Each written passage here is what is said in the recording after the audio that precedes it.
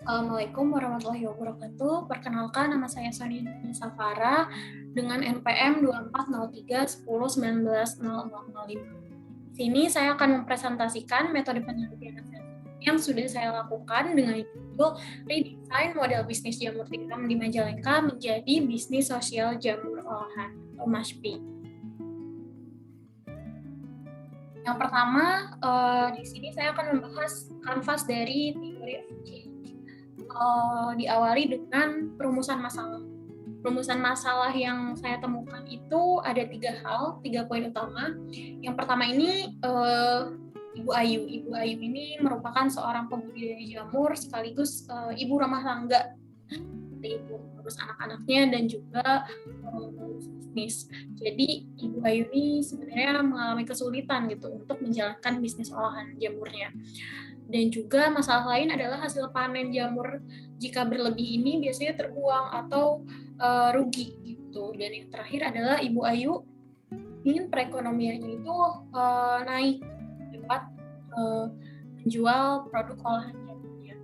Untuk kata kuncinya sendiri, poin ini adalah Ibu Ayu ingin mengembangkan bisnisnya untuk membantu perekonomian keluarga. Dan next step adalah saya menuliskan dampak yang diharapkan dari proyek yang akan saya lakukan. Dampak yang saya harapkan adalah setelah memberikan training kepada Ibu Ayu dan tim, penjualan jamur crispy atau produk olahan jamurnya itu menjadi meningkat dan Ibu Ayu dapat melanjutkan program tersebut secara mandiri karena telah melewati pendampingan tersebut. Lalu ke outcomes yang diharapkannya itu yang pertama adalah Ibu Ayu dapat mengembangkan usahanya sesuai dengan tren pasar seperti itu, sesuai dengan permintaan pasar. Yang kedua, pembeli menjadi lebih tertarik untuk membeli tentunya, dan yang terakhir adalah produk jamur Majalengka ini bisa menjadi ciri khas seperti itu. Outputnya yang pertama adalah produk ini menjadi sesuai dengan customer centric. Lalu packagingnya juga lebih eye-catching dan juga produk jamur crispy lebih dikenal masyarakat. Karena pada nyatanya masih banyak juga yang merasa aneh dengan adanya jamur crispy seperti itu. Kegiatan-kegiatan yang akan dilakukan untuk mencapai outcomes ataupun output tersebut adalah yang pertama ini memberikan training seputar product development, lalu juga membantu mendesain kemasan jamur crispy supaya lebih baik, dan yang terakhir adalah memberikan training seputar marketing dan selling seperti itu. Lalu titik pembuka mana yang akan dipilih? Yang pertama adalah ibu PKK di sekitar tempat tersebut, karena di sekitar tempat Ibu Ayu ini banyak ibu-ibu gitu yang suka berkegiatan seperti memasak, membantu produksi. Jadi kita akan mengambil titik pembuka tersebut. Adalah Dinas UMKM di Majalengka, karena Dinas UMKM ini berkaitan untuk membantu pendanaan ataupun membantu pembimbingan seperti itu. Dan yang ketiga adalah reseller tentunya untuk memastikan produk olahan jamur nantinya ini dapat terjual lebih banyak. Dan ini adalah kapabilitas Ibu Ayu dan timnya juga produk olahan jamur. Berikutnya yang kedua, di sini kita ada kanvas seperti ya, mulai dari atas, itu adalah yang terlihat gitu di luar. Yang terlihat itu adalah yang pertama Ibu Ayu ini kesulitan untuk menjual produk jamur, produk olahan jamur. Lalu hasil panen jamurnya itu jika berlebih terbuang. Nah, problem statement-nya adalah Ayu adalah seorang ibu rumah tangga yang memiliki budidaya jamur. Ibu Ayu ingin memiliki keluarga yang sejahtera secara ekonomi, tapi mengalami kesulitan dalam mengembangkan usaha sehingga perlu memperbaiki usahanya di bidang produksi budidaya jamur dan olahannya. Permasalahannya adalah Ibu Ayu ini dan tim tidak memiliki kapabilitas yang mumpuni gitu dalam bisnis olahan jamur, sehingga bisnis olahan jamurnya tidak terurus atau stuck di tempat gitu. Nah, ketika ada intervensi dari kita atau ketika ada keterlibatan yang akan kita bangun dengan Ibu Ayu, tentunya bisnis jamur olahan yakni jamur crispy dapat stabil dan sampai memiliki loyal customer harapannya. Namun jika tidak ada intervensi akan memiliki kesenjangan, yakni Ibu Ayu tidak bisa melanjutkan bisnis olahan jamurnya lagi. Di sini saya membaginya menjadi beberapa hal dalam kanvas peta konteks agar dapat lebih memahami permasalahan dan lebih menguraikan solusinya. Yang pertama, lokasinya ini berada di Raja Galuh, Majalengka, Jawa Barat. Nah, tren demografis yang ada di sana, di daerah Raja Galuh ini cukup banyak ternyata pembudidaya jamur seperti itu. Jadi bisa dikatakan produk ini dapat bersaing di pasar gitu. Dan rata-rata usia di Majalengka ini didominasi oleh remaja, which is cocok dengan target market kita, yakni didominasi oleh remaja seperti itu. Yang kedua adalah peraturan dan regulasi. Untuk peraturan dan regulasi yang kami concernkan adalah karena ini berbentuk produk makanan, yang pertama adalah BPOM-nya, PIRT, dan Halal MUI. Dan kebetulan ketiganya sudah dikantongi oleh Ibu Ayu seperti itu. Lalu yang ketiga adalah ekonomi dan lingkungan. Di sana ini terdapat banyak pelaku UMKM di Majalengka, sehingga daya saingnya cukup tinggi gitu. Sehingga orang-orang di sini juga sudah terbuka terhadap produk lokal sendiri. Dan memang kalau di Majalengka ini jika dilihat minatnya sangat tinggi gitu terhadap produk-produk lokal.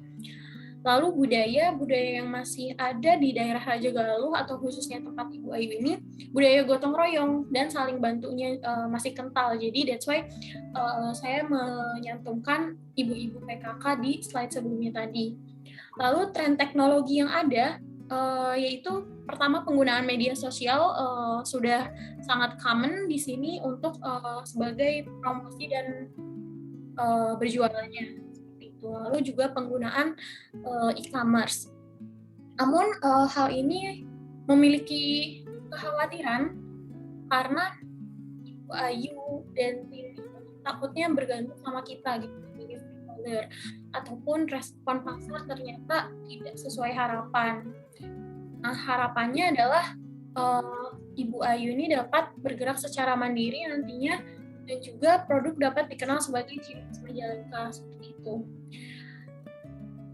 Memiliki harapan seperti itu, tentu saja memiliki tantangan juga. Ada dua tantangan utama, yakni tim yang tidak pasti dari Ibu Ayu dan juga jarak antara mahasiswa atau kami di Ibu Ayu itu cukup jauh. Jadi untuk komunikasi mungkin ada tantangan tersendiri ketika jaraknya cukup jauh.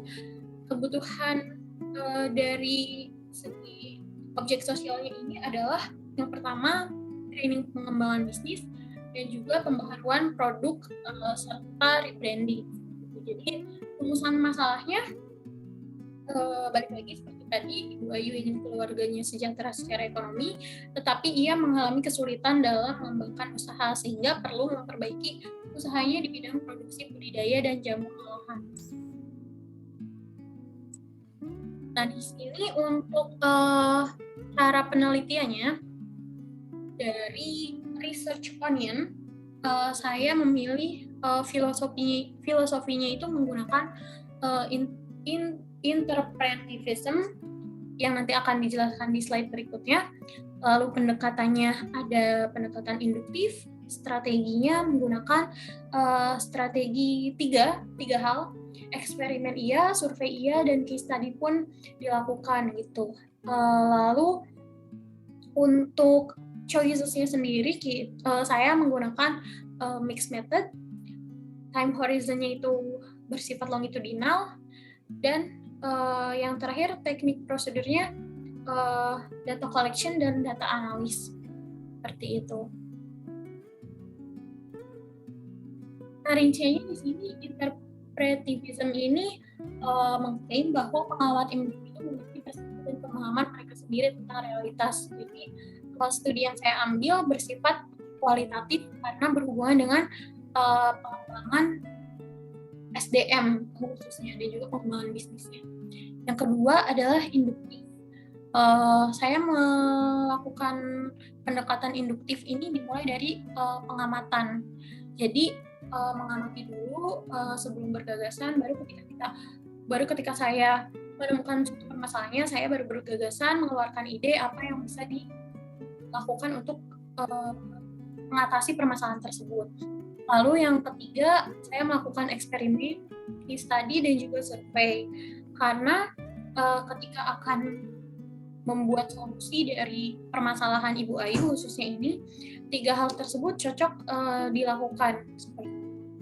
Lalu metodenya saya menggunakan metode campuran. Jadi penggunaan 2 metode ini mengacu pada penggunaan metodologi kualitatif dan kuantitatif seperti itu. Dan yang terakhir adalah time horizon-nya itu longitudinal. Jadi pengamatan ini tuh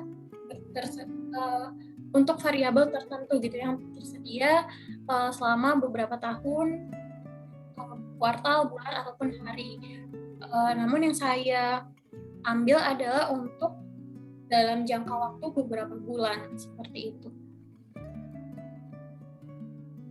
Nah, yang terakhir ada flowchart penelitian yang akan saya lakukan. Yang pertama itu start dulu, lalu studi lapangan, observasi seperti itu ke tempat itu, lalu mengidentifikasi rumusan masalah, dan juga memvalidasi rumusan masalah yang telah saya buat kepada stakeholder terkait, lalu menentukan tujuan penelitian, mengumpulkan data primernya berupa metode wawancara, metode observasi, dan data sekundernya saya ambil dari BPS, Badan Pusat Statistik, dan juga jurnal. Lalu step berikutnya adalah mengolah data menggunakan SPSS, dan yang terakhir membuat kesimpulan dan saran. Lalu selesai. Seperti itu. Kemudian pemaparan dari metode penelitian yang telah saya lakukan. Saya pamit undur diri. Terima kasih. Wassalamualaikum warahmatullahi wabarakatuh.